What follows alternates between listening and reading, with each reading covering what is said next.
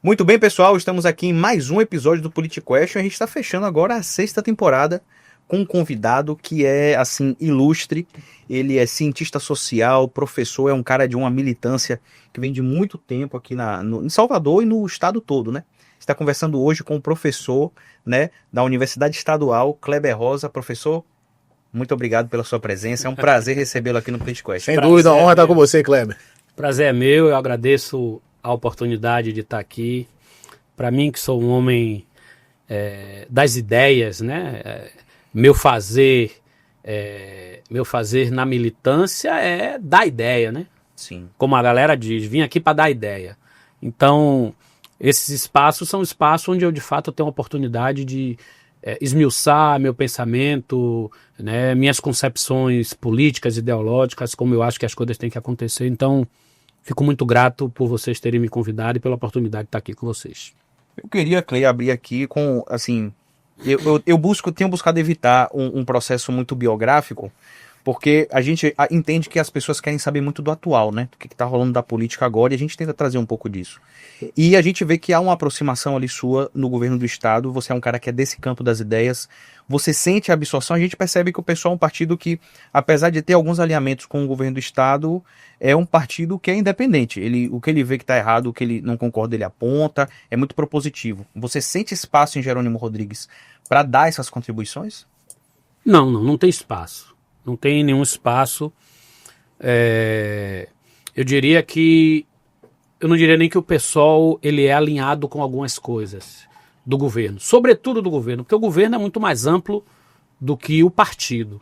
Perfeito. Né? Nós temos relações com o partido, com o PT, temos relações com os partidos do campo democrático, né? Do campo da esquerda democrática. Então a gente pode citar o PSB, pode citar o PCdoB, o PV, né? São partidos que estão no governo, mas que compõem um leque de partidos do campo da esquerda democrática. Perfeito. Então, dizer que tem relação com o governo é muito amplo. Nós temos, do ponto de vista político, diálogo com esse conjunto de partidos. Seria um alinhamento. Alinhamento de ideias? Talvez? Eu diria que tem pautas, né, e construções políticas que são em comum em alguns aspectos.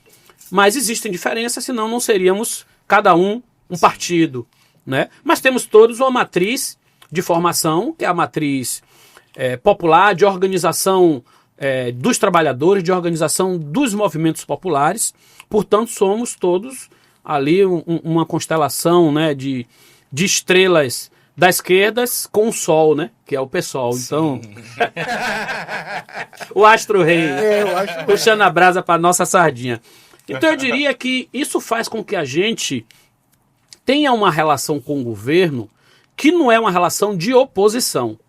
A nossa relação é de autonomia, de independência, e nós temos uma posição crítica por conta de elementos que estão presentes no governo, que caracterizam esse governo, que estão distantes da pauta que a gente acha que um governo de esquerda tem que defender. Mas aí, Kleber, eu compreendo.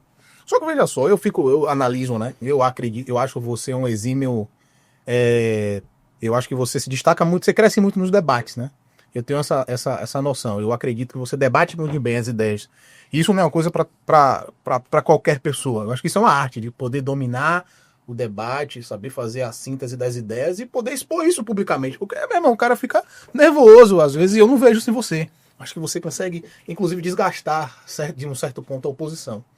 Só que do ponto de vista desse guarda-chuva, né, que está ali nas ideias das esquerdas, eu acho que, de uma certa forma, você acaba ajudando o Partido dos Trabalhadores, mesmo fazendo sua crítica, não crítica pela crítica, né, mesmo fazendo ali as suas considerações, as suas pontuações, mas como você é um cara que debate muito bem, você acaba trazendo... Eu acredito, Kleber, sinceramente, que nas eleições de 22, eu posso estar errado, mas boa parte do convencimento público se deu pelo seu desempenho no debate. Concordo. Acho que você foi uma peça... E de uma certa forma, isso acaba ajudando o Partido dos Trabalhadores e na hora de dividir o bolo. Quando eu falo de dividir bolo, não é nada ilegal, não. Na hora de sentar... Diálogo. Eu não vejo esse espaço. Como é que você enxerga isso? Isso é uma visão minha, posso estar errado. Não, eu acho que você está certo. Eu acho que o que você traz é uma análise possível. Não vou nem dizer que é real, porque as pessoas analisam de forma diferente, mas acho que a análise que você traz é uma análise possível. Eu acho que o desempenho da nossa campanha foi fundamental para desgastar o ACM Neto, né? Eu diria que o confronto com a ACM Neto, que as pessoas criaram a expectativa que fosse com o Jerônimo, na verdade não aconteceu com o Jerônimo, aconteceu comigo. Exato. Né? E eu avalio que a ACM Neto perdeu o confronto comigo. E ao perder o confronto comigo, ele perdeu espaço na eleição e na disputa, que na verdade não era comigo. Ele não estava disputando comigo, ele estava disputando a vaga de governador com o Jerônimo, que era o outro campo forte. Então, eu chamei ele para o debate, eu avalio que ele perdeu o debate, se expôs, né? Aliás, se expôs, não, ele foi exposto ali no debate, e a fragilidade dele beneficiou, né, a campanha de Jerônimo. Não dá para dizer que Jerônimo ganhou por causa de mim, porque tem Lula no jogo, quando o Lula tem Rui Costa no jogo, tem um milhão de fatores. Agora, o fator pessoal na eleição foi um fator que contou. E muito. Sabe Né? por que conta, Kleber? Porque, principalmente quando você toca em assuntos sensíveis, e eu acho, eu dou esse crédito a você, muito, talvez ali 50-50, né? Por que eu tô falando isso? Porque a gente sabe que o debate é fundamental para muita gente que estava indeciso virar voto, Sim. falou não, tá. E quando vocês tocaram na pauta racial, Ali declaração que de raça, desidratou somente muito. você que batia muito nesse ponto, eu acho que isso ajudou a pessoas que estavam assim, não, eu vou Neto. Porque eu conheço gente que falou assim, pô, eu ia votar em Neto, velho, mas aquela declaração dele, o que depois a gente vê que outras pessoas fizeram a mesma coisa e nunca teve essa repercussão. É disso que eu tô falando. Mas você teve esse poder de dominar essa pauta e trazer como algo... Não, sem relevante. dúvida. Eu acho que é isso, eu concordo com sua análise. E aí não tem modéstia não, né? Eu sei avaliar criticamente as outras pessoas e sei avaliar criticamente a mim também. Eu tenho uma concepção de que assim... Então a gente não faz autoelogio, mas a gente também reconhece nossos trunfos, né? Eu acho que o melhor gesto de humildade é a sinceridade. Né? Isso, Quando você é bom em algo, você isso, assume. Eu sou isso, bom. Você não tem que ficar, não sei o quê. Mas, Kleber, pulando agora um pouquinho de 22 para 24, a gente vê uma luz ali dos partidos de esquerda progressistas com a sua candidatura a prefeito, que postulou o segundo lugar.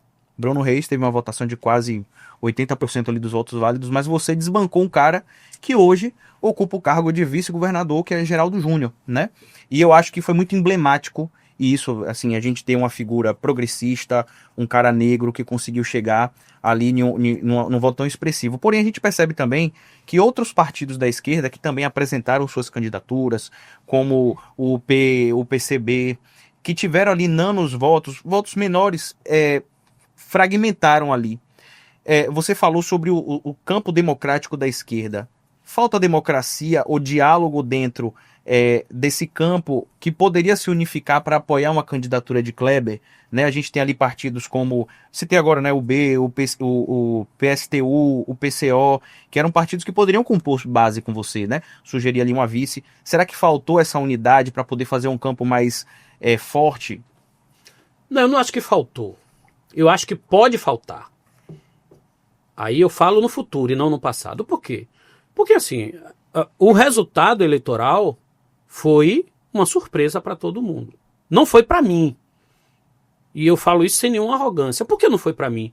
Porque foi um resultado que eu busquei.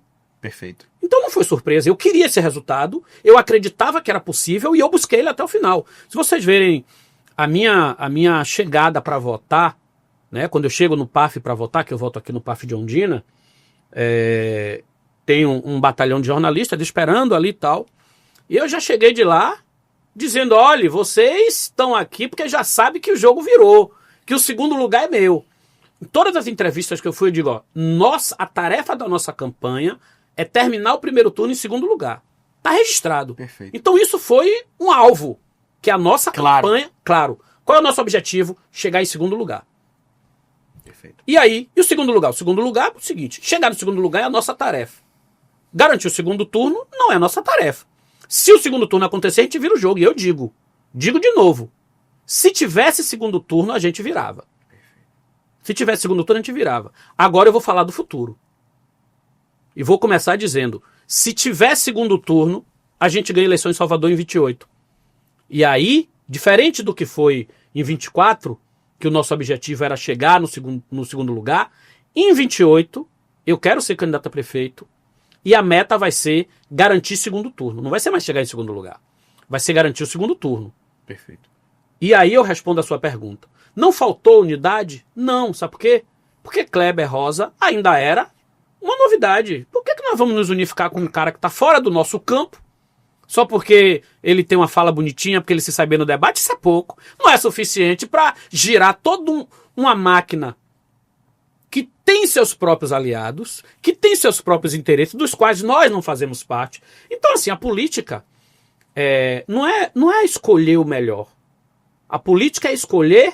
É mais viável. Não é nem o melhor nem o mais viável. É quem tá junto. Ninguém aposta no outro que é bom só porque ele é bom. Você aposta em quem tá no projeto com você. Então, assim, nós não fazemos parte, né? Não fazíamos parte e ainda não fazemos parte do projeto que governa o estado da Bahia. Mas, Kleber, então não tinha porquê, me permita só para por concluir. favor. Não tinha porquê naquele momento fazer um giro em torno de Kleber. Agora é diferente. Agora nós temos um resultado positivo, um desempenho que furou a bolha e entrou em outras faixas da própria esquerda. Isso é fato. O que não é fato, mas eu reivindico, é que nós furamos a bolha, inclusive para setores populares, né? Uma faixa pequena, mas furamos a bolha para uma faixa da população que vota, não por identificação ideológica, que normalmente é o voto que vem com a gente do PSOL, sobretudo, né? Mas votou porque gostou. Gostei desse cara e vou votar nele. Então a gente furou uma bolha. Então agora nós temos uma figura política que pode liderar, né? Estou analisando, tá no campo das ideias. De um ideal utópico meu também, né? Sim. Utópico meu, né? Tem uma figura política aí que pode liderar, né? Uma movimentação de todo o campo da esquerda democrática para tomar a cidade de Salvador da mão do ACM Neto. Então eu estou me colocando nesse lugar e aí posso antecipar para vocês tranquilamente, né?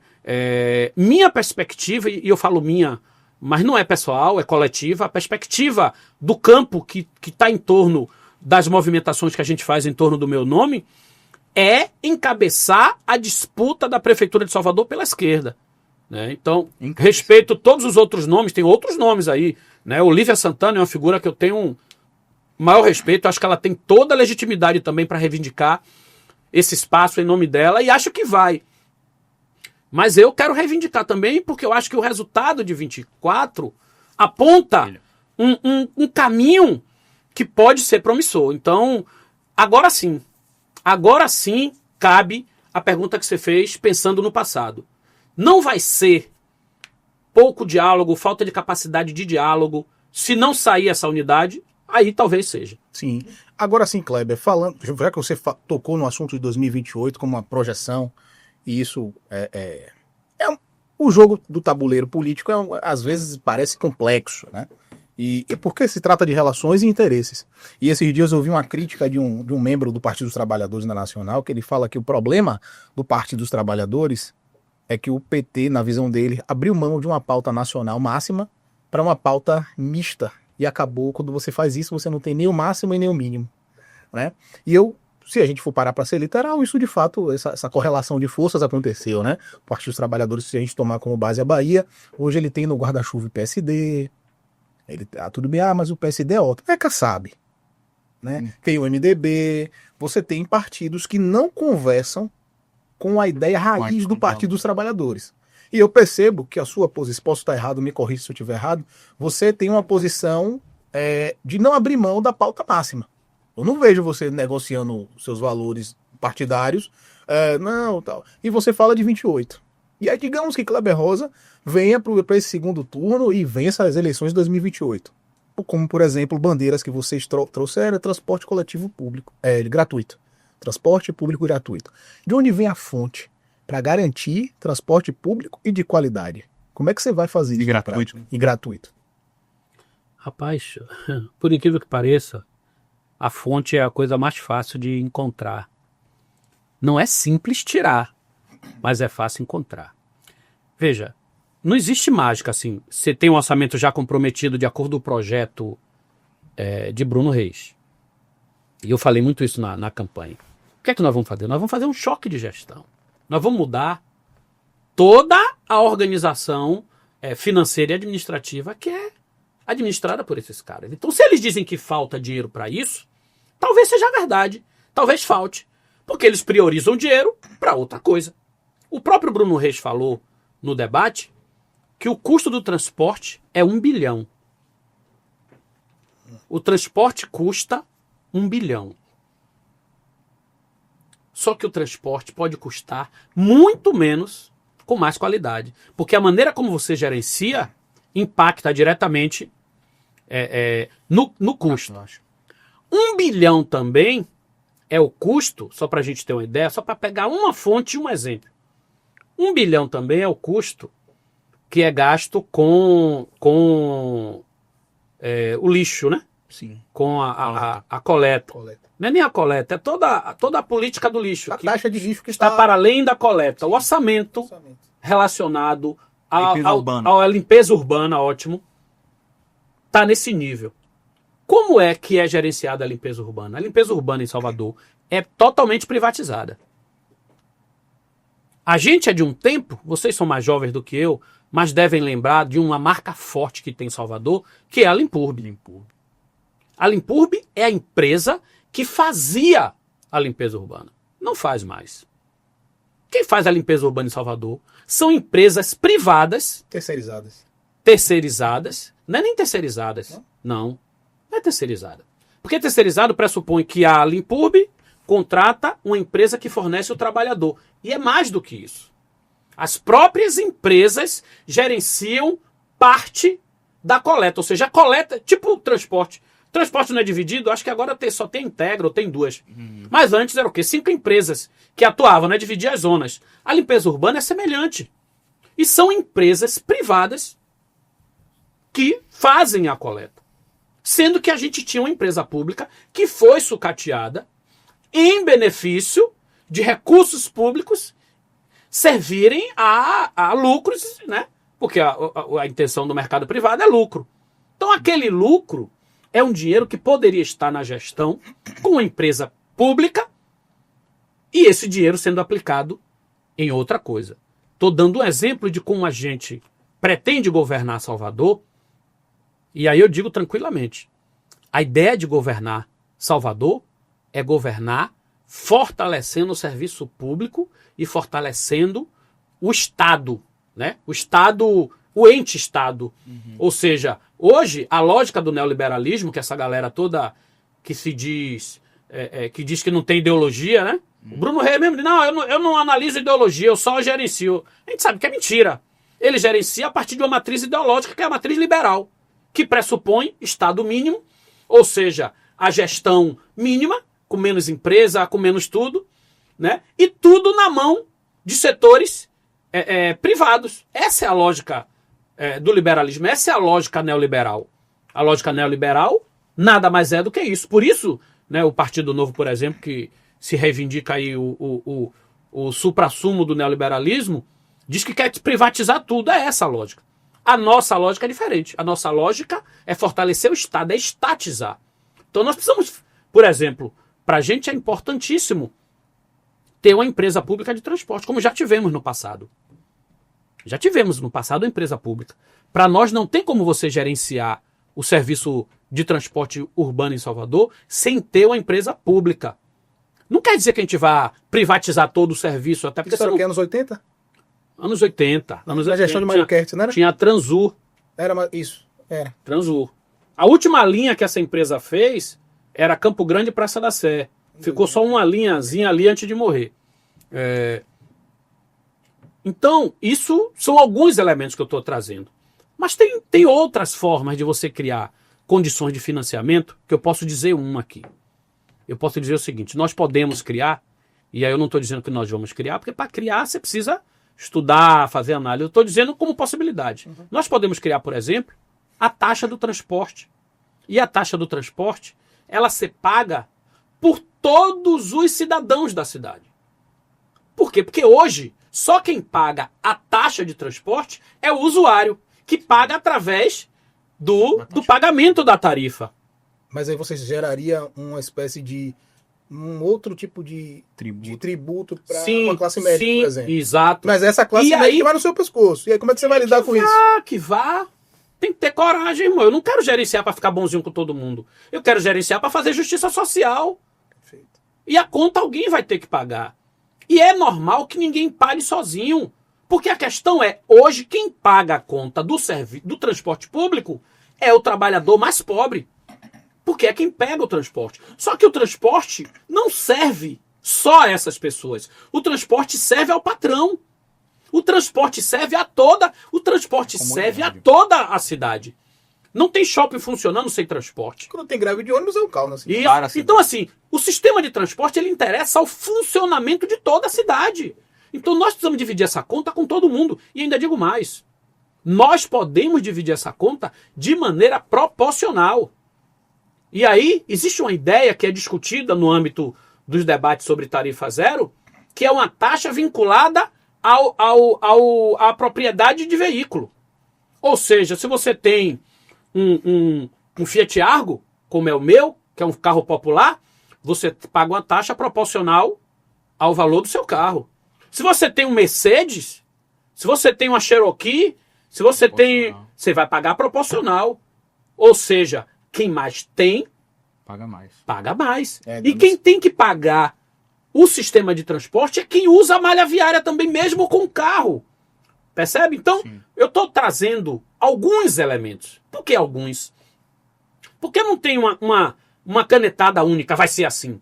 A gente pode melhorar o gerenciamento. Eu acho que o Estado, a prefeitura precisa entrar com uma parte, como já entra. A prefeitura hoje subsidia, desse 1 bilhão que Bruno Reis falou, a prefeitura subsidia por ano, de forma direta, 300 milhões. Ou seja, a prefeitura já subsidia 30%. A gente pode aumentar para 50%. Pode aumentar para 50%, que é 500 milhões, com a boa gestão orçamentária, e diminuir o custo do sistema no primeiro momento, porque depois ele vai aumentar. Porque com tarifa zero a tendência é o sistema a crescer. Ou seja, você pode diminuir o custo com a boa gestão, sobretudo que diz respeito à questão da gestão privada, que é nebulosa, ninguém sabe o que ganha, o que não ganha, o que lucra, o que não ganha. A planilha dos empresários ninguém mexe. Né? Talvez o prefeito saiba de maneira informal, a planilha é essa, me devolva. Porque não tem nada público sobre isso. É uma zona cinzenta, né? Ou seja, é possível, é fácil. Agora, o que precisa é o quê? É ter coragem de não se submeter ao interesse. Porque eu quero governar, porque ninguém governa para todo mundo, certo? Esses caras governam para os ricos. Eu quero governar para o povo. Então, assim, quem governa para os ricos briga com o povo. Como o Bruno Reis fez agora, contra os professores, contra os servidores. Briga contra o povo, tira do povo para dar para os ricos. Eu vou governar e quero governar para o povo. Então, quem tem que pagar a conta de forma justa, né? É quem tem mais paga mais, quem tem menos paga menos e todo mundo divide a conta. É complicado essas conversas, que ele vai falando e a gente vai surgindo outras perguntas, vai acabar que o seu compromisso que o senhor falou que tem vai perder. Mas o nosso compromisso agora é 2026. Exatamente. Né? E Kleber, falando em 2026, você traz uma ideia muito lúcida, né, com base no seu pensamento.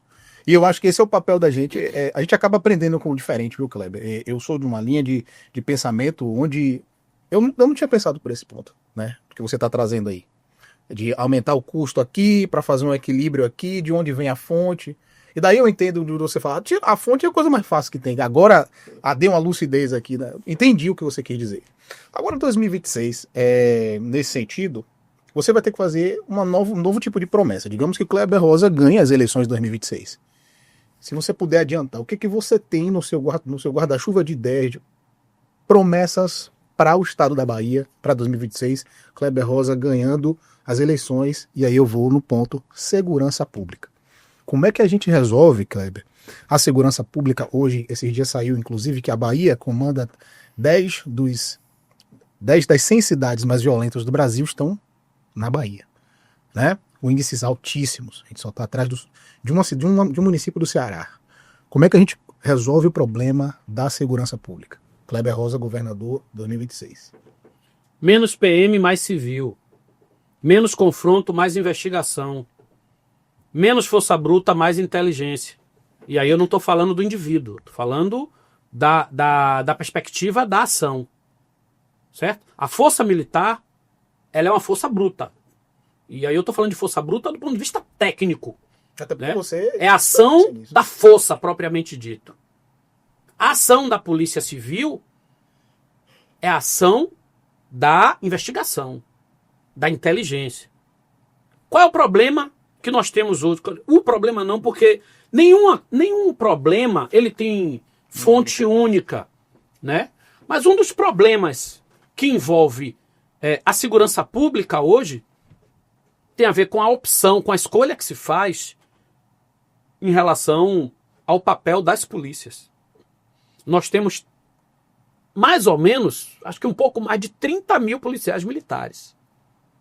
E nós temos 5 mil policiais civis.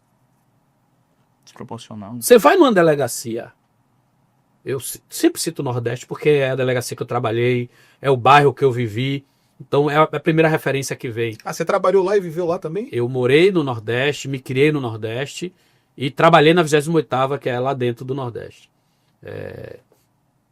Então o que é que acontece? 5 investigadores. 5 pessoas trabalhando no SI, que é o Serviço de Investigação. Aí eu pergunto a vocês, é sério isso? É sério que vai ter investigação dos crimes que acontecem naquela localidade, no entorno ali no distrito correspondente àquela unidade policial? Se não tem Nordeste investigação, é gigantesco. Vai. se não tem Aí sabe como é que a investigação, galera... tem elucidação. Sabe como é que o povo, dentro da própria polícia, apelida? Não é serviço de investigação, é serviço de intimação. Ou seja, só faz entregar intimação. E isso não é uma crítica ao policial. É a estrutura. Isso é uma crítica à estrutura que limita o policial a serviços que não trazem resultados concretos. Sem investigação, não tem elucidação e tem violência. Sabe por quê? Porque assim, ó, tem um grupo em tal lugar que está aterrorizando tal comunidade. Qual é a solução? Mete a Rondesp lá e passa o rodo. É essa a solução. Quando a solução deveria ser: quantos investigadores nós temos? Vamos mapear, vamos estudar onde é que está acontecendo, quem é, quem não é. Chama a pessoa, investiga, identifica, prende, e é possível prender sem violência, irmão. Sem dar tiro. Mas o confronto talvez seja inevitável. Se for inevitável, é inevitável. Mas ele pode ser evitável e normalmente não é evitável pela própria ação da polícia, que faz a escolha do confronto. Mas e quando nos casos que a polícia embica a viatura e já é recebida a bala? Não teve nem tempo de diálogo. Não, o que eu estou te dizendo é que tem situações como essa. Mas a polícia poderia não ir lá. Poderia não ser necessário embicar, porque existe um trabalho anterior. Porque assim, como é que funciona? Prevenção. Então você acha que... Não é prevenção, é investigação. Não é prevenção. É investigação. A investigação é uma forma de chegar. Você pode chegar porque você prendeu o indivíduo na boca da botija, no vacilo dele, dormindo. No mercado dormindo, ou no dia da festa do churrasco. Ou você pegou o indivíduo na ação concreta com o fuzil na mão. E aí, o que é mais interessante para o trabalhador? O que é mais interessante para a sociedade? E o que é que traz mais resultado? Porque o resultado de um confronto é morte. É o colateral, a merda. É morte. O resultado da investigação é a prisão sem morte. Sim. É possível evitar. Isso é dado, isso é fato. Então, e outra coisa, o confronto você só acha quem está na rua. Só que quem pensa, quem manda e quem recolhe não está na rua. Está em outro lugar, está inalcançável à mira da bala da polícia. Então essa que é a questão, para mim, é uma das questões centrais. Então, para mim, segurança pública passa por valorizar, colocar a investigação no centro. A ação contundente, ela é dirigida pela investigação. A ação contundente ela é uma parte do processo investigativo. Pela lógica, é a Polícia Civil quem tem que solicitar a presença da Polícia Militar quando organizar e planejar uma ação para prender determinada figura ou determinadas figuras. Resultado da inteligência. Mas não é assim. O que é que acontece? É ronda, é andando, é aqui, ali, acolá. E aí não tem jeito. Embicou, confronto. Ô, Kleber, dentro desse tema, porque é um tema tão complexo, tem tantas coisas assim, que não sei se você viu que esses dias um jovem nos Estados Unidos, né, foi agredido por um policial numa abordagem, o jovem William, e que quando a gente vê situações dessas, que são revoltantes, né, o cara tá ali no carro dele, é abordado pela polícia, aí o policial simplesmente quebra o vidro dele, o cara parado aqui, ele dá um murro na cara do menino, o menino continua atônito, não reage, e é agredido, e a gente remete ali ao caso de George Floyd também, nos Estados Unidos. E são casos assim que a gente que mexe com a gente, né? A gente sente isso na pele, sente isso no coração. E o que você falando aí eu acho muito interessante, porque a gente vê uma lucidez quando o assunto é segurança pública. É bem curto. E assim, é perturbador a gente pensar que a gente vive num estado, em um país, né? Vamos botar o Estado, que é governado pela esquerda, né? Pelo Partido dos Trabalhadores, mas que a gente ainda vê muita violência que jovens negros sofrem em abordagens policiais. De onde é que vem isso? Como resolver isso? Estando em um Estado de maioria preta, como é que a gente resolve isso? Sendo que nós temos um governo do Estado que pensa progressista, que pensa em pautas sociais, mas ainda assim a gente sofre com os jovens sendo recrutados para o mundo da criminalidade, para o poder paralelo, e ao mesmo tempo abordagens policiais muitas vezes excessivas e agressivas. Como é que a gente resolve isso? Você está trazendo um tema que tem um nível de subjetividade muito grande. Sim. Aí nós vamos falar de racismo. E quando fala de racismo, para a gente entender, a gente tem que mergulhar na subjetividade do que é o racismo, mais do que no concreto. O concreto, ele é o que está na superfície. Mas a estruturação de tudo isso, né, ela está lá nas profundidades e que não é visto. Quantas décadas as televisões, por exemplo, as novelas da Globo, quando tratava da questão do racismo, escolhia sempre um personagem negro para ser a vítima e um personagem ou branco, vilão. A vítima do racismo. Sim, mesmo sendo o vilão, sim. Ele é a vítima do racismo. Então ele é a vítima do racismo e ele é maltratado pela pessoa má. Como se o racismo fosse uma coisa circunscrita a um valor moral de um indivíduo. Todo o resto da novela é tudo gente boa, mas aquele é o racista. E na verdade, ao mesmo tempo que isso é uma forma de deturpar a realidade, é uma forma de afirmar um senso comum, né? O racismo é muito mais cruel do que isso. Esse vídeo que a gente acabou de ver, né? A própria maneira como a polícia, eu acabei de falar aqui como a polícia é organizada. Aí você pergunta assim, tá, então a polícia, a segurança pública faz opção por uma polícia bélica para matar. Bom, tá errado isso, tá. O melhor seria assim, sim. Mas vamos entender então, por que se faz essa opção? O que é que sustenta de forma subjetiva essa opção? Aí a gente entra em elementos que têm uma subjetividade enorme, que nem todo mundo consegue acompanhar ou até concordar, que é a naturalização do lugar dos corpos negros. O lugar dos corpos negros é visto com naturalidade no lugar do sofrimento. Isso está posto em tudo, cara. Em tudo. Quando você olha uma fila quilométrica para cadastrar para trabalhar no carnaval. A naturalização do poder público em perceber que do lado de fora tem uma fila de 100, 200, 300 pessoas dormindo na chuva para conseguir um lugar e você simplesmente diz, eles que esperam a vez dele. Isso é a naturalização do sofrimento. E isso só acontece com pessoas negras. Uma fila de pessoas brancas não passa por isso, seja por que motivo for, não passa. Porque toca em elementos da subjetividade do indivíduo que não admite. Isso é tão profundo. Se você for ler a autobiografia de Nelson Mandela, é uma longa caminhada para a liberdade. É um livro lindo que conta a história dele todo. toda. Fantástico. E eu lembro de um trecho, eu lembro de muitos trechos, mas estou lembrando agora de um, que ele diz o seguinte, ele contando que ele chega e vê um mendigo branco, uma pessoa na mendicância, e ele se choca com aquilo. Ele diz, caramba! Ele descreve o sentimento. O primeiro sentimento que ele teve foi de, não é possível. Aí ele próprio disse, ele diz que ele se deu conta... Ele era racista. Não é que ele é racista, é que a naturalização da miséria para os corpos negros preenche todo mundo, que naquele momento, quando ele viu uma pessoa branca, automaticamente a pessoa, não. Que isso, né? Não, isso aí não é natural. Sabe? Sim. Então, surreal, velho. então, é assim que as nossas cabeças funcionam. Tem pessoas que fazem. Outro dia vi um teste aí. De vez em quando aparece no Instagram um cara negro entregando flores, ninguém recebe. Aí o cara branco entregando flores, a pessoa vai lá e recebe. Essa subjetividade é o que naturaliza a violência contra essas pessoas. Quando um indivíduo... Eu vou contar um caso que é concreto, que é real, que aconteceu comigo. Eu trabalhando na 28ª, a delegada na época veio para uma festa aqui no Otton. Aí que tinha aquele negócio de Otton aí, pôr do sol.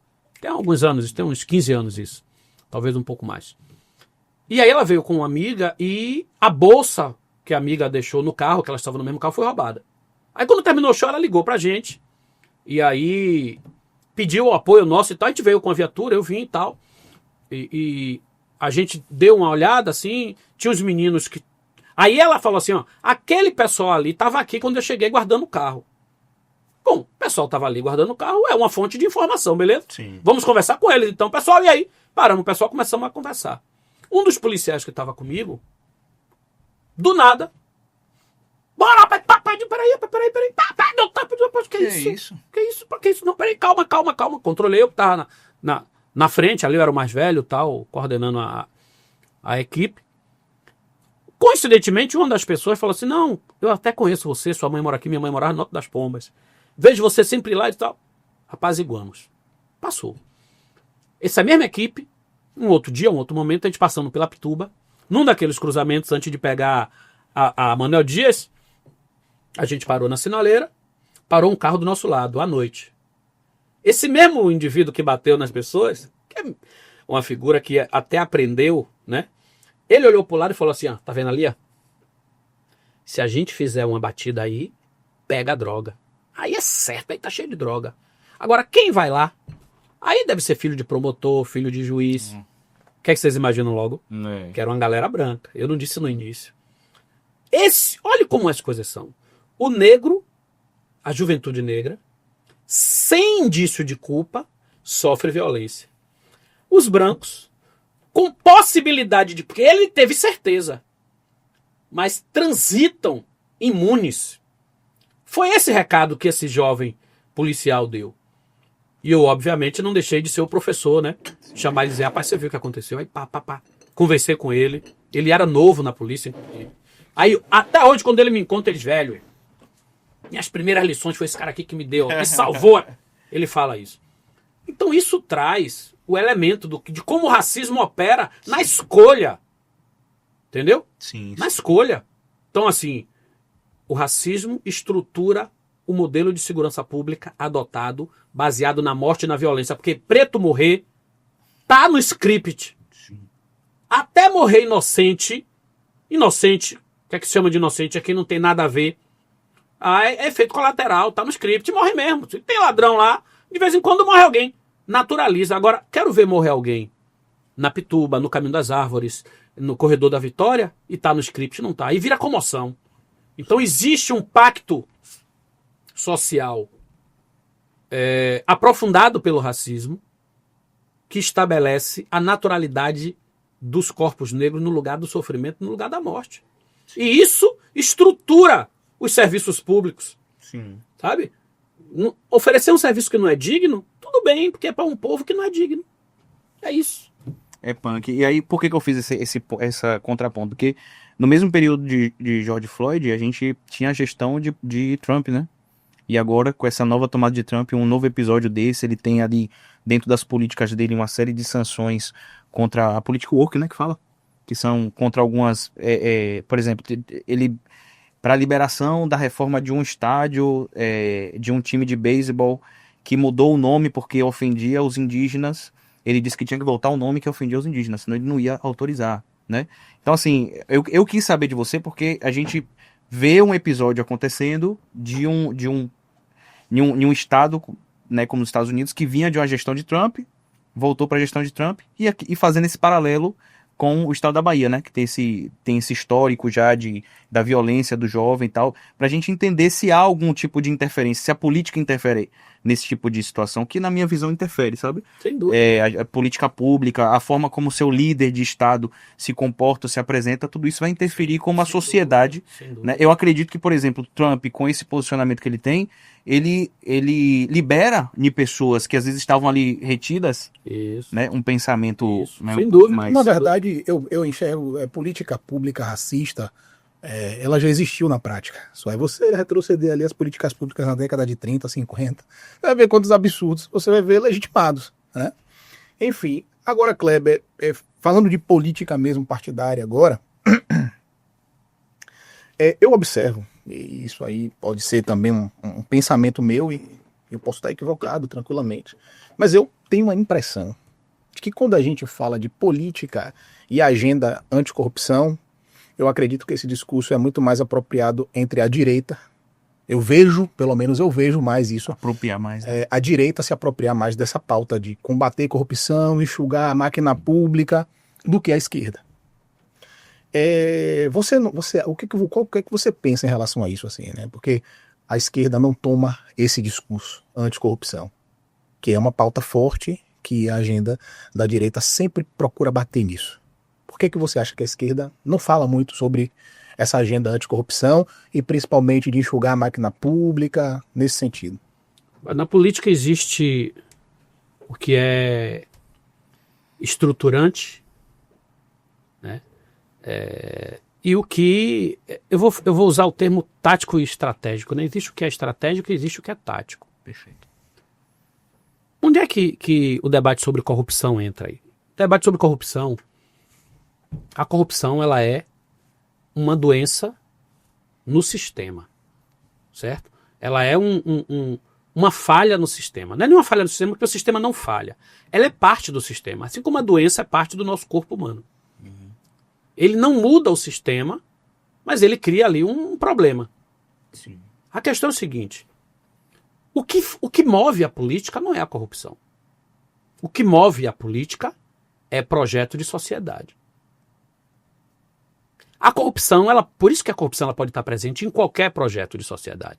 A corrupção ela pode estar presente num projeto de esquerda, ela pode estar presente num projeto de direita.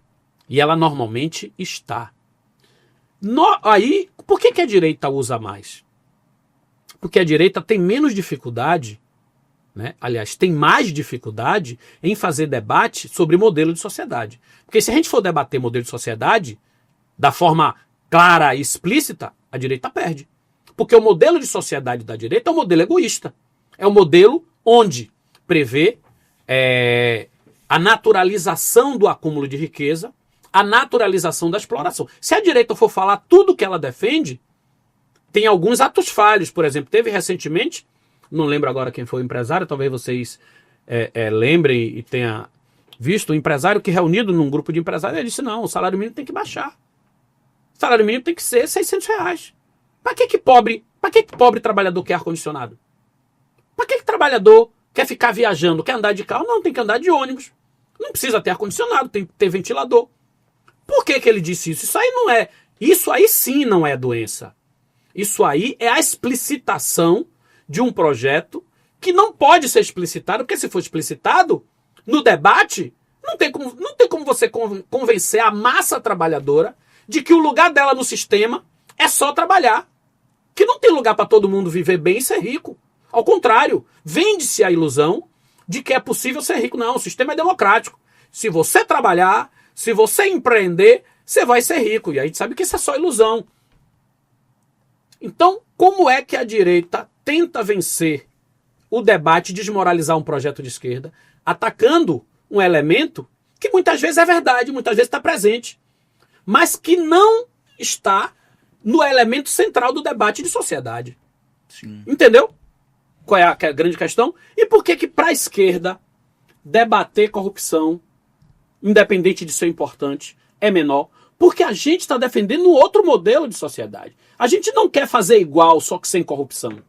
A gente quer fazer diferente, a gente está preocupado em um projeto e um modelo de sociedade onde exista justiça social, onde existe a distribuição de renda, onde existe a distribuição da riqueza, compartilhamento da riqueza que o ser humano produz.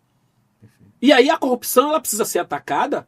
Precisa. Mas ela precisa ser atacada como se faz uma... Vou usar uma analogia, nem sei se é apropriada, mas vou usar. Como você viver numa casa e de vez em quando precisar fazer uma reforma. Porque se você descuidar da rede elétrica, vai incendiar. Então você tem que estar o tempo todo cuidando. Mas o desgaste daquilo é parte. Vai ter sempre alguém que quer se locupletar do espaço de poder. Isso é parte. E eu não estou naturalizando, eu estou dizendo que você precisa cuidar disso. Mas isso não é o elemento central. A não ser que esse elemento se torne uma praga tão grande que, que o fio tá com fogo na casa. Aí é diferente. Entendeu? Sim. Quando ele compromete toda a estrutura, aí é o caos. Aí é o caos. Entendeu? Então, por isso que normalmente a direita ataca mais. Quase todos os governos de esquerda sofrem denúncia de corrupção, tendo ou não tendo, porque é a narrativa que a direita consegue traduzir para si e fazer bandeira. Qual é a bandeira da direita? É sempre corrupção, porque não é desigualdade social. Porque o que mais a gente ataca é a desigualdade social. Eles vão dizer o quê? Não, estão prejudicando os empresários? Estão aumentando, estão querendo fazer leis, ampliar direitos trabalhistas, e isso vai diminuir o lucro do empresário, isso é ruim. Isso não é sustentável, então vai para o discurso da corrupção. Como a gente entrou aí nesse campo que você falou, Clê, eu acho que vale até a gente trazer alguns posicionamentos sobre o pensamento do pessoal. Saiu agora a decisão do ministro Alexandre de Moraes, que foi a partir da votação do IOF, que foi uma decisão do governo federal, enfim. Qual o seu pensamento acerca, porque assim, muitas pessoas associam, é do PSOL, é da esquerda, não gosta de empresário, acha que empresário não tem que empreender, que não tem que ter empresário. Qual o pensamento do PSOL, né, do seu partido sobre os empresários, sobre a classe empreendedora? E aonde é que chega? Porque assim, houve também esse discurso, né? O IOF só vai... só quem vai se prejudicar mesmo são os grandes ricos, os grandes milionários, né? Você que é o pequeno empresário não é. Como é que o PSOL e que você pensa os pequenos empresários e Kleber, governador, como trataria esse pequeno empresário, esse empreendedor? Olha, o pequeno empresário, ele é um elemento central, mas central de verdade, em um projeto de justiça social. Aí é que está o X da questão. Porque quem é o pequeno empresário? Para a gente poder elucidar para as pessoas. O dono da padaria, o dono de uma rede de padarias. Ele fatura quanto assim? Que tem 3, 4, 5 padarias, que tem 10, 15, 20, né? Empregados, que tem 100 empregados, que não cria monopólio. Que continua sendo refém do sistema. Se ele se der uma merda, ele quebra. Ele é um trabalhador. Entendeu? A questão é a seguinte, existe a diferença entre o empresário trabalhador e entre o empresário capitalista. Né? Você pega determinadas redes de supermercado que estão monopolizando tudo. E aí o cara vira um tubarão, ele começa a prejudicar os pequenos. Ele vende no grande e os pequenos vão sumindo. Até chegar ao ponto que uma única pessoa seja dona de tudo que você come. Tudo que você come na cidade, quem vende é fulano. Portanto, você está refém do preço. Você está refém da qualidade. Você está refém de tudo. Então isso é predatório. É predatório, sabe por quê? Porque beneficia um e prejudica a coletividade toda. Nós vivemos em sociedade. Sociedade é como um condomínio. Né? As pessoas não pensam assim, mas precisa pensar. Pense a sociedade como um condomínio.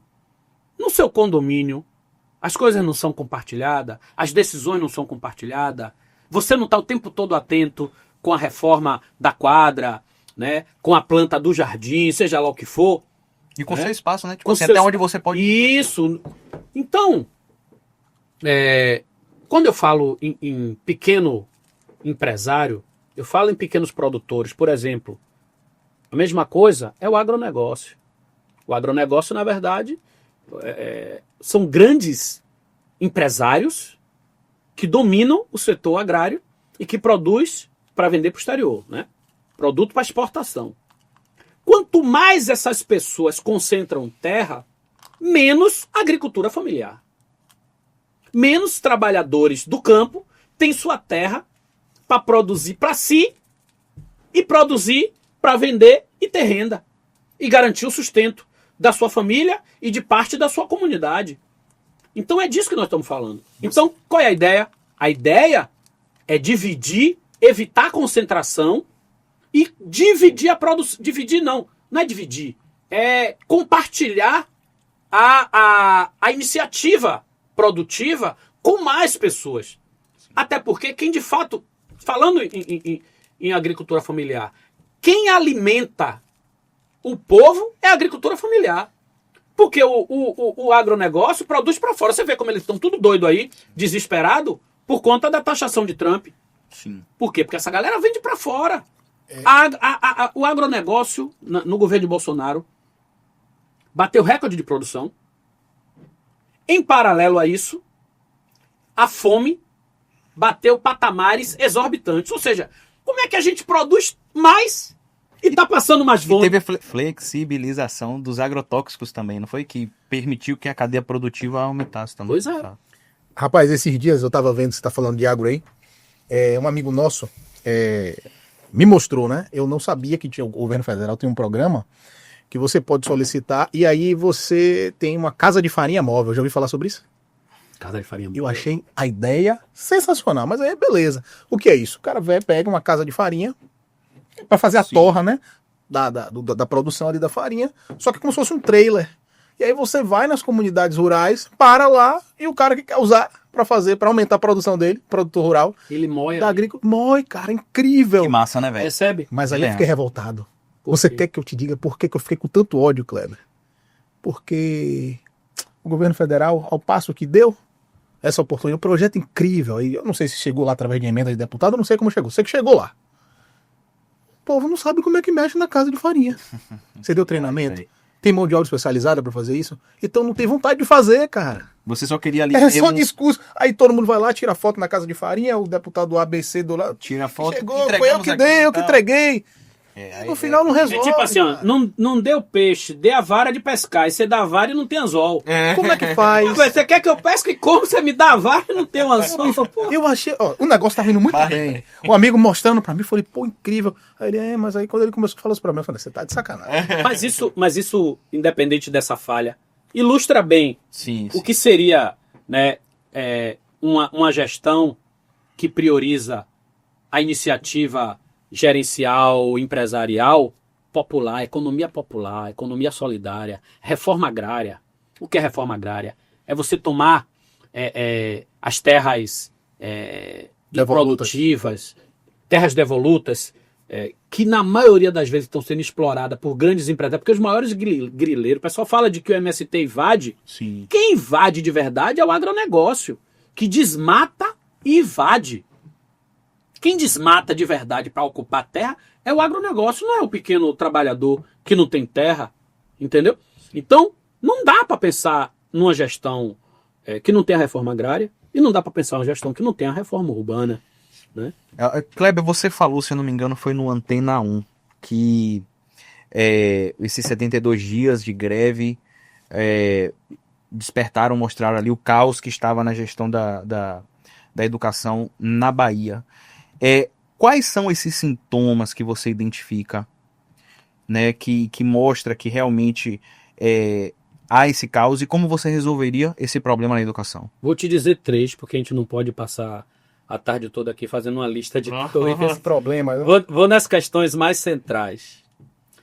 Nas 3 mais centrais: saúde, educação e segurança. Pronto. Ok? Beleza. Nas mais centrais. Eu foquei na educação porque tivemos esse episódio mas da eu greve. quero ampliar. Pronto, pode ir. Saiu agora uma pesquisa, dados, que diz que o índice de alfabetização na escola de Salvador é a pior do Brasil. É a pior do Brasil. Saiu recentemente, virou notícia. Sim. Isso é resultado de quê? Isso é resultado de uma gestão que não valoriza a educação, que não valoriza o professor. Bruno Reis vem enganando os professores. Enganando não, que não é nem enganação. Bruno Reis vem pirraçando, torturando, espizinhando, para usar um termo popular, os professores há muito tempo. Ele simplesmente desobedece à lei e não paga o piso. Sabe o que ele fez agora? Ah, vocês querem um piso? Tá. O piso, ele tem que incidir no salário, que não necessariamente incide em gratificações e tal, incide no salário. O que foi que ele fez? Ele pegou a gratificação, tirou da gratificação e jogou no salário. Ou seja, o professor está pagando o seu próprio piso, quando na verdade ele tinha que aumentar o piso. Né? Ele usou isso como subterfúgio agora, mas ele vem abaixo do piso desde sempre. Isso é um exemplo na educação. Nós não temos creche em Salvador. Por que a prefeitura... E aí nós temos um debate que foi feito inclusive por setores do governo do estado, que conseguiu financiamento para construir diversas creches, talvez uma dezena de creches ou mais em Salvador. A prefeitura só precisava ceder o terreno. A prefeitura nunca cedeu o terreno. Ela simplesmente rejeitou o programa federal para construir creches. Você acredita que é por uma questão política? Eu não tenho dúvida. Ou seja, não é vocês que vão construir creche em Salvador. É melhor ficar sem creche do que vocês construírem e ficar com moral. Isso na educação, estou trazendo alguns elementos. Não dá para a gente fazer uma lista de tudo. Sim. Na segurança, a CM Neto pegou a guarda municipal com 1.500, prometeu entregar com 3.200 e entregou com 1.200. Pegou com 1.500, prometeu 3 e entregou com 1.200. Entregou com 1.200. Com menos do que Com recebeu. menos do que o que tinha. Porque o pessoal vai aposentando, vai fazendo concurso em outros lugares e tal. Né? Só para dar o exemplo da guarda. Uhum. Aí você pega a saúde. Não faz concurso. Tem um concurso agora aí. Que o pessoal está sendo pirraçado e a prefeitura simplesmente não convoca os aprovados. Pessoas aprovadas, precisa homologar, precisa convocar, precisa dar posse a essas pessoas. E as pessoas estão sem trabalhar e não faz concurso. E por que não faz concurso? Porque ele quer terceirizar. Por que quer terceirizar? Porque quer beneficiar seus amigos empresários. Porque alguém precisa ganhar dinheiro. Perfeito. Né? Alguém precisa ganhar dinheiro. Então eu estou dando alguns exemplos da maneira como é gerenciado o serviço público. Não faz. Quer ver outro? Vou dar mais um. Serviço social. Essas casas de acolhimento noturno, né, de apoio a pessoas em situação de rua. O projeto era para ter 14. Tinham 4, fechou 2.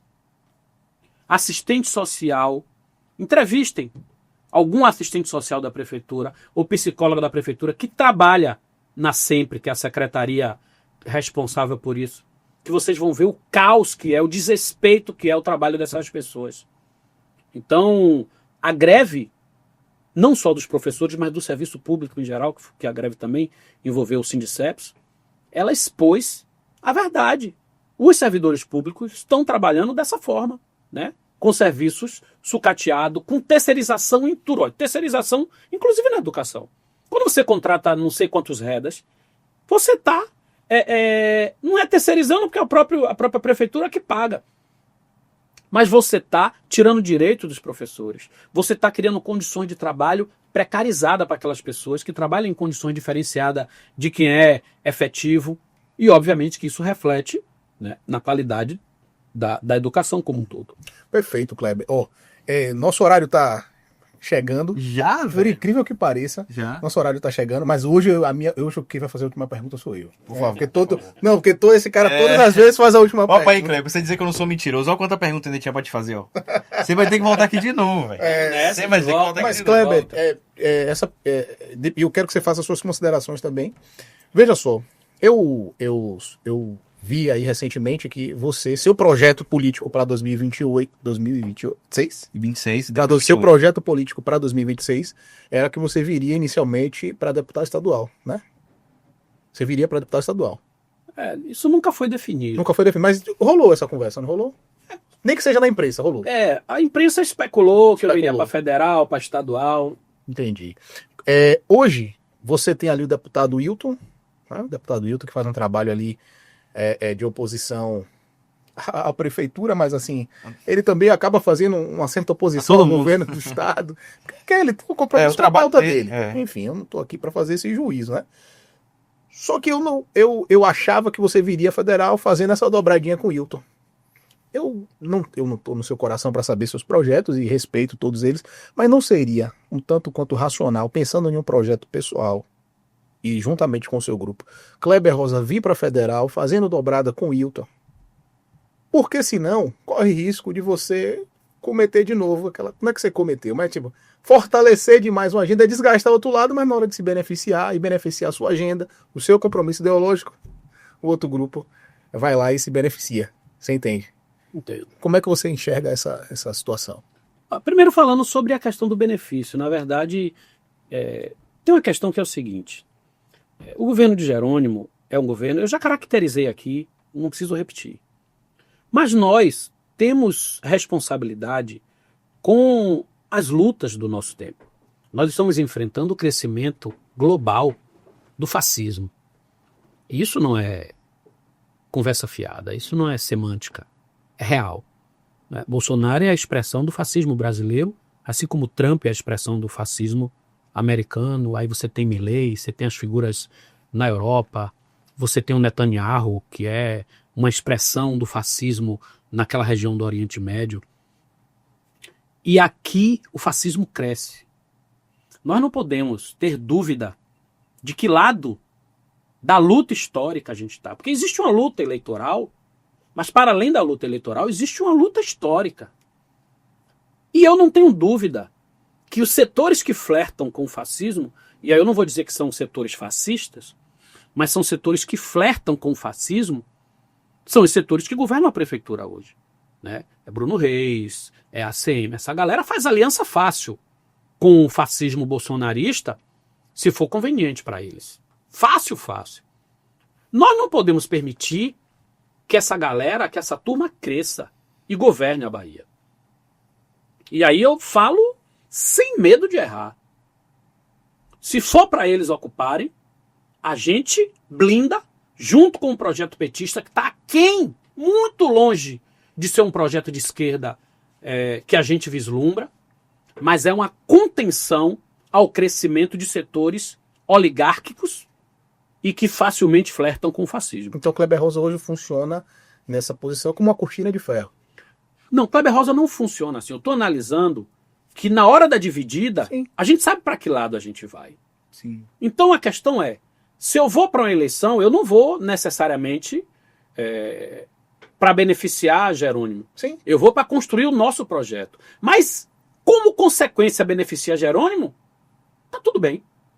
O que não pode é, como consequência, beneficiar o lado que flerta com o fascismo. Porque você tem uma disputa eleitoral, mas você tem uma disputa que é política mais ampla, que é de modelo de sociedade. Então, assim, é curto, médio e longo prazo. Tem uma disputa de curtíssimo prazo, que é a eleição.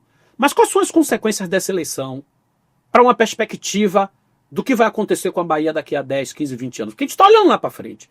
Quem não faz política voltado só para a carreira, porque tem gente que faz política para a carreira. Eu quero me eleger e que o mundo se exploda, pegue fogo. O importante é eu me eleger, não interessa quem ganha. Não, eu não tenho compromisso com mandato eleitoral, não é projeto pessoal, ser deputado, não é isso. Mas é ocupar lugar de poder.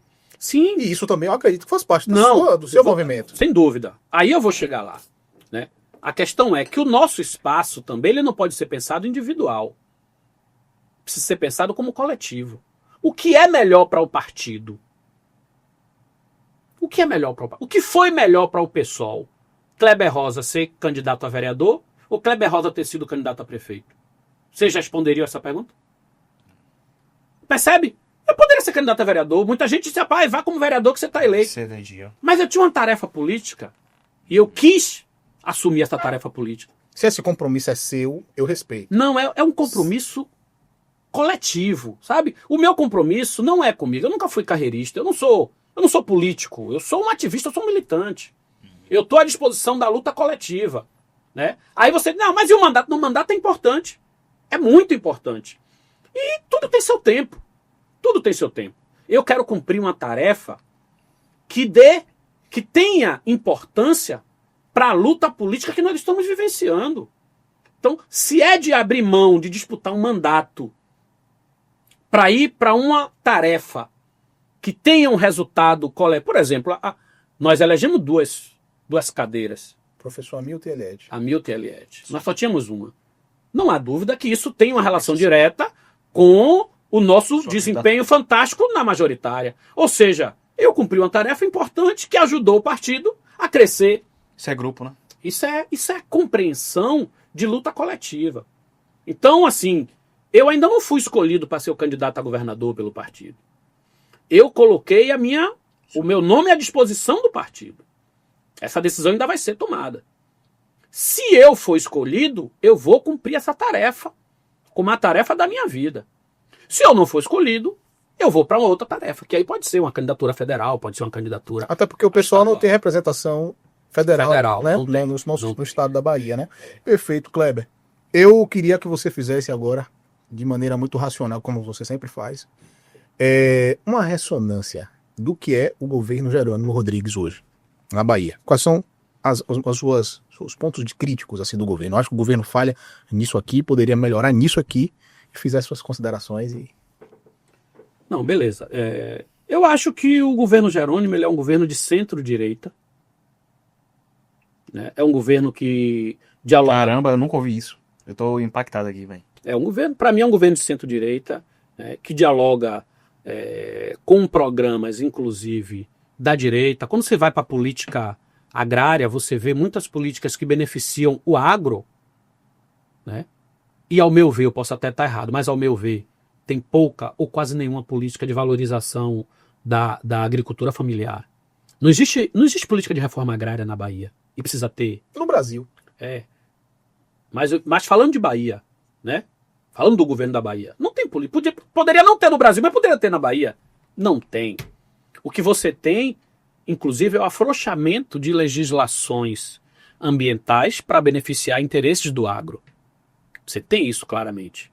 E o que eu estou falando aqui não é crítica subjetiva, eu estou falando de coisas concretas, né? Até porque minha crítica ela precisa ser uma crítica responsável, sobretudo quando eu estou criticando um setor, né, que está caracterizado, como eu já caracterizei aqui, dentro do jogo macro. Né? Do ponto de vista da segurança pública, o modelo de segurança pública é o modelo de direita. Né? É o modelo de direita, que flerta com o genocídio da juventude negra. Que flerta não, que promove o genocídio da juventude negra. Isso é fato também. E isso não é uma política de segurança pública de esquerda. Isso é uma política, não é nem de centro, é uma política de direita. Você tem a privatização de serviços públicos. Rui Costa, por exemplo, construiu muitos hospitais, se gaba disso, e obviamente que isso tem um resultado positivo para a saúde. Mas ele entregou a gestão de todos esses hospitais a setores privados. Então a crítica que eu fiz aqui, a maneira como a prefeitura gerencia, ela também está presente na gestão.